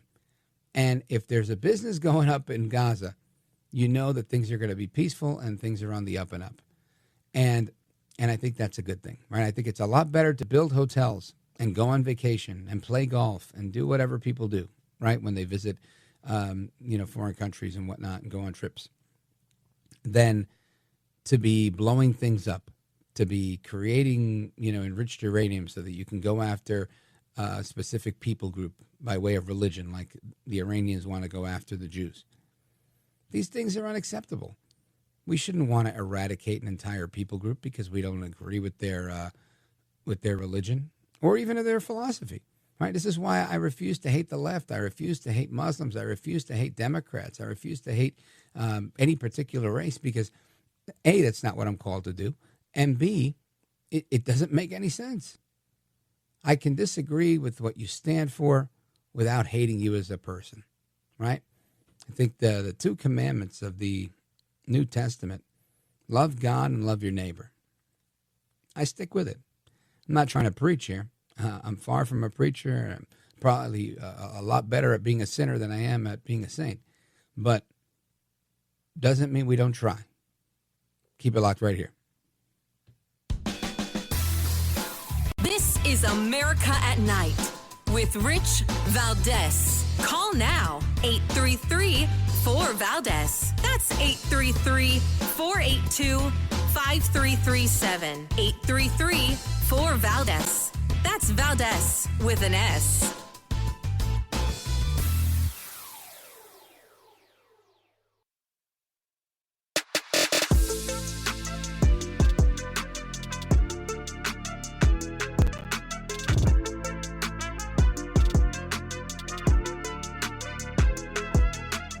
now. 833-4-VALDEZ. That's 833-482-5337. 833-4-VALDEZ. That's Valdez with an S. All right, amigos, welcome back. It's Rich Valdez. I'm keeping you company all night long. Our phone number is 833-482-5337, 833-4-VALDEZ. And I mentioned that the director of the FBI, Kash Patel, and Deputy Director of the FBI, Dan Bongino, were on Fox Business Channel over the weekend in an interview they did with Maria Bartiromo. And one of the biggest takeaways of that conversation, making its waves around the internet and whatnot, and the Twitter sphere, was a statement each of them made that Jeffrey Epstein did not kill himself. I mean, that he did kill himself, and that it was a suicide, and there wasn't foul play based on the evidence in the FBI file. And this is something, I was skeptical of this when it happened because it seemed like the perfect storm. Oh, my gosh, let's go to the tape. We don't have a tape. The camera malfunctioned. Well, let's ask the guard. Oh, the guard wasn't there. He was AWOL. All sorts of things. Well, how does a suicide? He was in suicide watch, but right? There was so many head scratching moments with the quote unquote suicide of Jeffrey Epstein. It left everybody thinking, "There's no way." Everybody was left scratching their heads. However, I look at in the time that's passed, and I got to say, I can go either way on this, and the reason why. When you look at, last week we were talking about the Green Monster, right? This really bad county jail in Newark, New Jersey. And people that were there, and I was there, doing ministry-related work, praying for somebody, a visit as a chaplain many years ago. And this guy was a pretty white-collar guy that got caught up and did some stupid stuff and ended up in jail. And he wasn't used to jail. He wasn't a street guy. He was a tough guy, but he wasn't in and out of jail. This was his first run-in with jail. And he was explaining to me how difficult it was to live in this environment, to sleep there, to have the rats running across your feet, to skip meals regularly. And when you get the meal, it's disgusting anyway.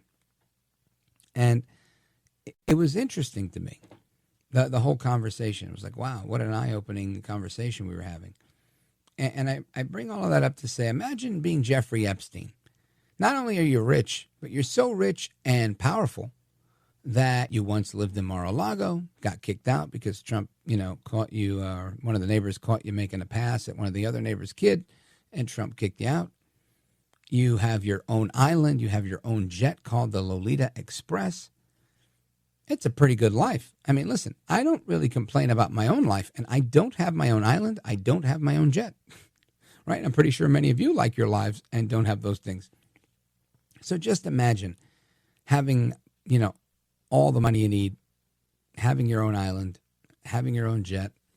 I mean, I think the financial part of things were taken care of for Jeffrey Epstein. He was good. So imagine living that life, and now all of that being taken away from you. Everybody in the jail you're in knowing that you are a child sex trafficker and knowing how people feel about that in prison. Just imagine, right? I can't imagine Jeffrey Epstein liking prison. I can't even imagine him doing well there because of how hoity-toity his life was, his lifestyle. I'm pretty sure he had a private chef. I mean, this guy had, as I understand it, you can Google it and check me if I'm wrong. He had underground ability to leave, like in these little small submarines, right? Kind of like an enclosed jet ski that you could capsule your way off the island. At least I thought I read that somewhere. Might have been a crazy YouTube video, but I'm pretty sure that was the case at some point. I read that. So if that's the type of life you live, and now you're stuck in this prison with people who may want to, kick your butt, kill you, or otherwise mistreat you in prison because of your crimes, maybe that is the best way out. That doesn't even take into account the fact that Prince Andrew was one of your clients. We don't know who other clients were that may have been powerful, wealthy people. where I think Jeffrey Epstein likely knew he was a dead man walking. At any moment, somebody was going to try and take him out for fear that he would be talking about them and what they did and their proclivity to purchase children, which he sold. So this, to me, leads me to believe perhaps Epstein took the coward's way out and said, you know what, I can't deal with this. I'm out of here. And did his own thing. Now, I've spoke with a number of people that worked in jails who've told me, yes, you can hang yourself with a bed sheet, and yes, believe it or not, you can hang yourself off of a bunk in a short distance. They do it like off their knees and whatnot, as long as they can hang and be asphyxiated. It's crazy, but that's a thing. I know the first time I heard it, I thought, why wouldn't they just stand up? But apparently it's a thing that was perfected by people seeking suicide in jail. So I'm not saying that it did happen. I am saying that I believe Kash Patel, I believe Dan Bongino are telling the truth about the information that they have in the file. And I think that's accurate based on the information that's been provided to them. And I'm also saying that in my own opinion, I think it's plausible and possible that Jeffrey Epstein took his own life because, man, I could see why he'd want to. But I want to get your thoughts on this. I want to know, what do you think about that? Did Jeffrey Epstein off himself? What do you think of what Kash Patel and Dan Bongino said with Maria Bartiromo? I'll play you the audio of that when we return. The phone number. Well, do I have time to play it now, Count? All right, I'll play it right now. We've got a little bit of time before we have to pause. Listen to this. You said Jeffrey Epstein committed suicide. People don't believe it. Well, I mean, listen, they have a right to their opinion, but as someone who has worked as a public defender, as a prosecutor, who's been in that prison system, who's been in the Metropolitan Detention Center, who's been in segregated housing, you know a suicide when you see one, and that's what that was. He killed himself. You want me to? I've seen the whole file. He killed himself. There you go. Kash Patel and Dan Bongino. Jeffrey Epstein killed himself. As somebody who's been around, Kash Patel says, and he fills in the blanks on his different accolades, I know a suicide when I see one, and that was one. That's what he said. Now, I know some people have trouble believing that. Most people outright deny it and just say, oh, they said that, but they didn't mean that. Well, I mean, what else could they have meant? That's exactly what they meant. That's why they went on TV to say it. But that wasn't all they talked about. They talked about a few other things, including what child predators can expect, child traffickers can expect from this new FBI dynamic duo of Director Patel and Deputy Director Bongino. So we're going to get to some of that straight ahead. Plus, again, your calls, your thoughts, and your reactions on whether you believe what they said. And not do you believe them, but do you believe the information in the file? That's the question. Keep it locked right here, amigos. 833-482-5337, 833-4-VALDEZ. Don't go anywhere.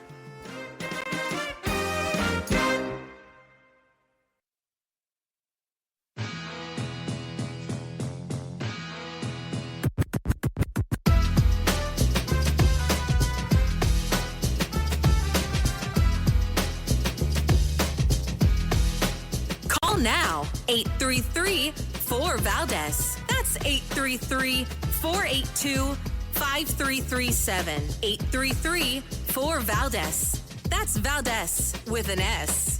The truth for America at night is Mr. Rich Valdez. I'm telling you, Jim and Larry, be damn proud of you, my friend. America at Night with Rich Valdez. Very kind callers we have on this program. Thank you. And we're going to go to the phones momentarily. 833-482-5337, 833-4-VALDEZ. And I want to get your take on what is going on with the interview that they did and your reaction to that. Of course, FBI Director Kash Patel, a frequent guest on this program prior to taking office as FBI Director. Dan Bongino, a friend and fellow broadcaster prior to becoming Deputy Director of the FBI. doing amazing work, a yeoman's task at the FBI, moving the FBI, leaving the J. Edgar Hoover building. I mean, just really literally draining the swamp when it comes to the deep state at the FBI. And we have a couple of clips of the interview they did with Maria Bartiromo. Just for the sake of not rushing it, there was a clip that I just played, and I want to just play a little bit of it again, regarding the Jeffrey Epstein comments. Maria Bartiromo pushing back, saying, you guys have concluded that Jeffrey Epstein did, in fact, commit suicide. People don't believe it. What say you? And here's what they said. You said Jeffrey Epstein committed suicide.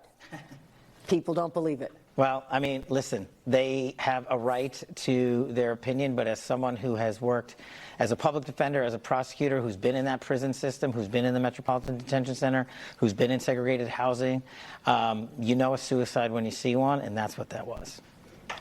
He killed himself. You want me to? I've seen the whole file. He killed himself. There you go. That's Kash Patel and Dan Bongino saying Jeffrey Epstein killed himself based on the information that's in the file that was provided to them based on the investigation that was conducted. So let's get your reaction to that. Let's go to the phones. Todd, Atlanta, Georgia, WGKA. Go right ahead, Todd. Yes, thanks for taking my call. And I trust Bongino and Kash Patel. If there's any evidence to the contrary, they'd let us know. And I remember the lead singer for the band NXS and the actor David Carradine from the show, who both died from autoerotic asphyxiation. So I think it is, probable. And Ghislaine Maxwell's still alive, and she knows as much about it as anybody. Who? Ghislaine Maxwell? Epstein's accomplice. She's the only one that's still alive, right? Because, of course, Virginia Giuffre killed herself again, so they say. It's kind of hard to believe sometimes that people that, go through so much hardship in life to overcome something, like she was in some big accident and then going through this whole ordeal of, coming clean about the Epstein stuff and her story involved in that and, going through all of the reaction that you get from the world, and to think that she went through all of that to ultimately give in. But I've never been in that position, and I'm glad that I'm not. There's been some dark times for me, but thankfully not that dark. And I think it's always wise to urge anybody who's in a situation like that, pray, look for God, call 988, do what you got to do, but think twice for sure. Todd, I agree with you, though. Bongino's a trusted source. Kash Patel, trusted source. These guys are patriots. They love America. They're not here to mislead us. They're here to do the right thing. So I'm with you on that one, brother. All right, man. And hopefully Ghislaine will give it up. Maybe she's talking. Who knows? But I agree with you. I hope the other people involved, I hope they come after them. And perhaps she's already done the talking. Who knows? When it comes to things like that, I don't know who talks, who doesn't talk. I know we're all very hopeful of things, but I think when people give information, I don't think that they always react right away. But one would think that if you have information, you're going to react sooner rather than later. Right? Just imagine you get information about something and you go, all right, let me wait. Let me wait until that information is not any good anymore. Right? Typically, you move very, very quickly with the information you get. And if they moved quickly, we didn't see it, right? So anyway, I appreciate the call. Todd in Atlanta, Georgia, WGKA. Thank you for the call. And what we do see, and I love focusing on the things we do see, is how hard Kash Patel and Bongino are working with all of their, federal partners, fellow cabinet members, the brave men and women in federal law enforcement, state and local law enforcement that are part of these task forces that are out there doing so much good, protecting children, hundreds of children that are being rescued and protected from child traffickers. And Dan Bongino took a moment to issue a stern warning as deputy director of the FBI to anybody that thinks that they're going to go ahead and traffic children and get away with it. They got another thing coming. Listen to this. You said if you're hurting a child, taking away a child's innocence, we're coming for you. Yeah, we're that knock at the door. It's on Amazon. That's going to be us. This is a huge job. And Maria, not only does it destroy innocence, I said to everyone in the room, say week 2 or 3, when Kash and I put Restoring Justice together to go get these mutts off the street, these kiddie pornographers and these animals, right? I said to everyone in the room, I said, you know why it's going to matter to America? Because everyone in the room is a child or a parent, right? There's no immaculate conceptions here, right? I love Jesus, but there's no one in the room, right? I said, this matters. And not only that, it creates generational crime because abused kids then become abusers in a lot of these cases. I said, we have a chance right now. I said, we got to go make their lives painful, these bad guys. And we went and we locked up in a month, 400? We saved 115 kids. And you haven't even seen the beginning because those 400, a lot of them are talking. And when you log onto that network next, you have no idea what we're doing. You think you're safe in your dark web? I promise you are absolutely not safe. You have no idea what we can do. I love it. A stern warning to the people that are out there. And let me tell you, this is good news, right? It's good news to know that the FBI is out there and they're doing the work. And not that they weren't before, right? I never thought that the FBI was taking a back seat to these things. What I do think is that just like other addictions, there's people all over the place that are afflicted by this liking of children. And they get involved in all sorts of things, which is why Jeffrey Epstein was so insulated and protected and got all these sweetheart deals.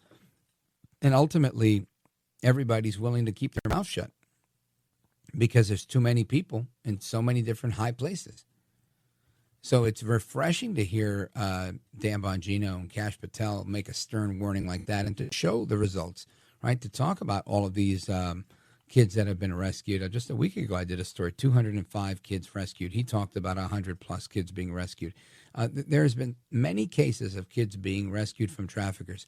And this is a big deal because you know what? This wasn't even spoken about. That's how well hidden it was. And I'm giving you some historical perspective from, my limited purview as somebody who's 47 years old. When I was a kid, this was all about missing persons. And we all thought that these kids were being kidnapped by people in a white van that like to steal little kids for whatever reason, maybe to touch them, maybe to hurt them. And, Adam Walsh, the son of America's Most Wanted host John Walsh, there was a famous movie about him. And every year, around September, around the time school started, it would play. My mother always watched it religiously and made sure she, every year, as if I'd never heard it the year before, she'd give me some speech about, you see what happens and blah, blah, blah, and you got to watch, this is the movie Adam and blah, blah, blah. And I was like, okay, Mom. Yep, thank you, Mom. And I don't mean to trivialize the death, but I was a little kid and I was just like, all right, you sound like a broken record. But the extent of it was maybe something on the local news and saying the kid was missing and seeing their face on a milk carton. And that was it. And it wasn't until, 10 years ago, maybe 15 at best, from what I can remember, that we started seeing people, announcing that they were finding people that had escaped from a farm, had escaped from a basement somewhere in middle America that had been missing for 18 years. And then it just kept happening. And it opened my eyes to realize when people kidnap these kids, they don't always just kill them. Sometimes they keep them prisoners for 1 and 2 decades. That's incredible. That's insane. So kudos to Dan Bongino and Kash Patel when they say, we're going to make your life hell. We're going to make it difficult for you. We're coming after you. If you hear that knock on the door, it's not Amazon. It's us. Great. I hope every last one of those child predators sleeps with one eye open. Don't go anywhere. This is America at Night with Rich Valdez. Call now, 833-4VALDEZ. That's 833-482-5337. 833-4VALDEZ. That's Valdez with an S.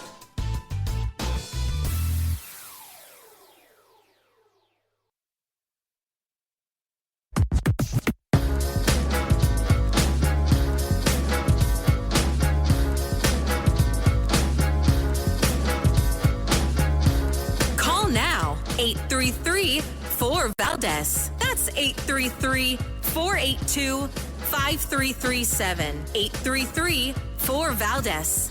That's Valdez with an S. All right, amigos, welcome back. We continue the conversation.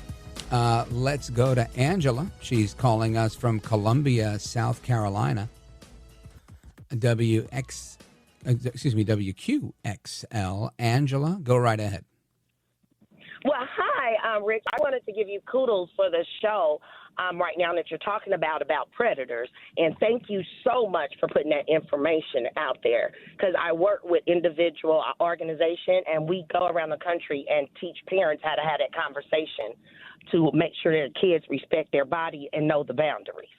Oh, thank you, Angela. Now, tell us about your work a little bit, because I think you're right. This is an important conversation that what I'm talking about, I didn't even know this was a thing when I was a kid growing up, you know. Even with my kids, when we heard creepy people around the way, I just thought these are creepy people. But we didn't really know that there were people stealing kids to harvest their organs, stealing kids to prostitute them. It wasn't until really I got more into this work and interviewed a few people that were trafficked, several of them by their own family. And one of them was kidnapped when he was like 4 years old and was in the kidnapper's custody until he was 16. So he spent 12 years as a prisoner, where he lived on what he described as a pedophile ranch. People would pay to go on a vacation in this ranch where a bunch of kids who were kidnapped and held there for 12 years were available for them to do what they wanted to do with. I didn't even know something like that existed until somebody who was a guest on this program told me about it. And it was shocking, to say the least, Angela. Oh, definitely. Well, I work with an organization, Damsel in Defense. And so we do a program called Safe Hearts, you know, sharing awareness for family empowerment.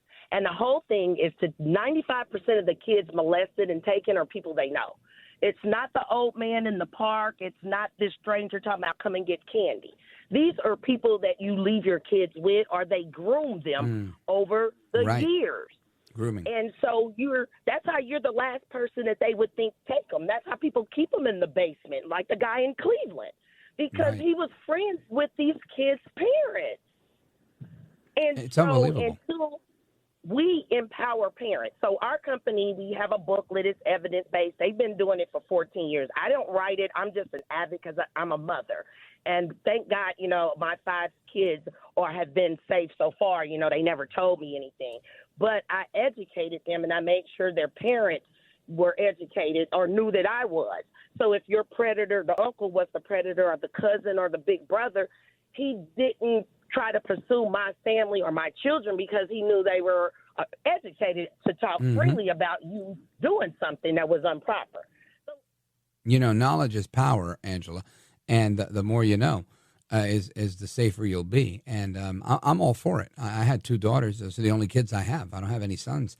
And I always told them, you know, better safe than sorry. You know, don't trust anybody. And we were always very vigilant. Still am, you know, even to the point of them criticizing me. But you've got to be careful. I think you're 100% right, and thankful for the work that you're doing. So kudos to you and the work that you guys are doing out there. Angela in Columbia, South Carolina, thank you for the call. Shout out to you guys. And we're going to get to the rest of your calls right now. Let's go to Silicon Valley, California, calling us on KVTA, streaming the show. Tom, go right ahead. Hey, Rich, good to hear you again, brother. Great show, as always. Likewise. Thank you. You and I have had conversations before. I don't know if you remember me. I'm the Sicilian. Oh, yeah. How are you, brother? Yeah, I'm doing good. Thank you, sir. And you and I have had some good conversations, and I'm just curious. I want to get your opinion.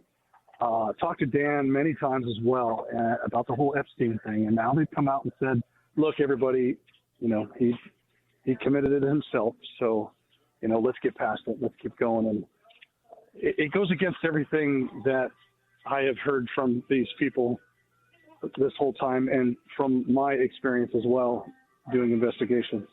The whole thing just stinks to high heaven. And to say that, I'm curious if you kind of feel the same way. I mean, I know it's just like, look, I respect Dan and everything that he has done in his life, on all the work that he's done. So if he says that that's what they came up with, then I'm just going to leave it at that. But I just was curious because you've got some background too. You got family in there, so just wondering if you have a take on it. Because you're a super smart guy. So. Oh, thank you, Tom. I appreciate that.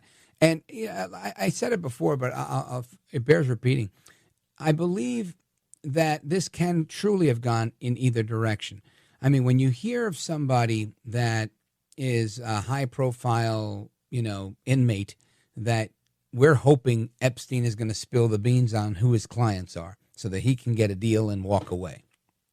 And our hope is that we're going to get this valuable information.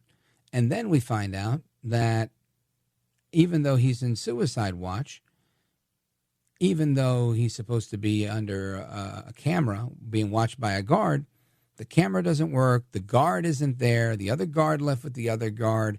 You name it, the perfect storm happens, and this guy kills himself in suicide watch. It on its face, it sounds crazy, right? It sounds like this was an engineered assassination attempt on this guy. That's what I thought right away, right? Based on the circumstantial evidence, the evidence of the circumstances. However, I didn't run the investigation. I don't know any of that. Now, the other side of that coin is you've got a guy that has a private jet. He's got a private island. He's got, billions of dollars. He's got a lot of very wealthy and powerful friends. And he's as good as dead if he's not in some sort of protection, because the people that he has dirt on are going to want him dead because of the dirt that he has, knowing that he might flip on them. So I could see that part of it. I could also see the part of it of being so uncomfortable in prison when you're known as like the world's biggest child sex trafficker, that could be uncomfortable for you, right? When you got inmates that want to get you. So I do believe this really could have gone in either direction. And again, I listened to what Kash and Dan said, and they said the information that's in their file indicates that it was a suicide. So I think they left the door open for maybe there's not enough information in the file, but what they say is good enough for me. Thanks, Tom. I appreciate the call. Got to pause right here. Coming right back. Going to Ohio. Don't go anywhere. This is America at Night with Rich Valdez.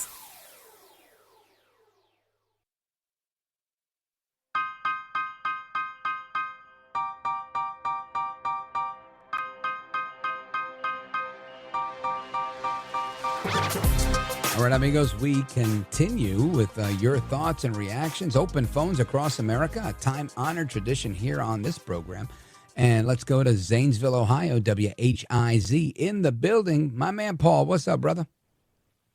Hey, man, doing pretty good. Hey, first off, I'd like to congratulate your daughter on her college graduation. Thank you. And, yes, sir. And I'd like to say something about this Joe Biden deal. You know what, man? Just leave it alone. Leave him alone. He's done. He's got stage 4 prostate cancer. That's not a good prognosis, right? So, the media all over this is crazy. Let's look forward to what Donald Trump's doing. Looking forward, not backward. I think you're right. And El Trompito might be on the right track here. Paul in Zanesville, thank you for your words of wisdom and your kind words as well. I appreciate them both. And amigos, hasta la próxima. Take care, good night, and God bless you, America. I'm Rich Valdez.